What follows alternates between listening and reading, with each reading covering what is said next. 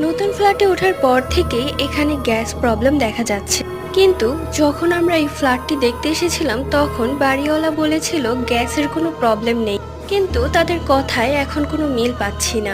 দেখা যায় সারা দিন গ্যাস থাকে না, শুধু রাতে গ্যাস আসে, যার কারণে রাতের বেলায় আমার রান্না বান্না করে রাখতে হতো। আমি সব রান্না বান্না শেষ করে রাত 1টার দিকে বসলাম পরোটা বানানোর জন্য। সেই দিন প্রচন্ড গরম পড়েছিল, যার কারণে আমি রান্নাঘরের জানালাটা একটু খোলা রেখেছিলাম। আমি গরম গরম পরোটা ভাজছি, হঠাৎই আমি শুনতে পাই কেউ জানালার ওপাশ থেকে গোঙাচ্ছে। কিছুক্ষণ পরে আমি যা দেখলাম তা দেখার জন্য আমি মোটেই প্রস্তুত ছিলাম না। আমি দেখলাম একটা কালো বড় লোমশ হাত সেই জানালার ফাঁক দিয়ে ভেতরে ঢুকিয়ে বল, মাকে একটা দে। আমি এক চিৎকার দিয়ে সেখানে অজ্ঞান হয়ে পড়ে যাই।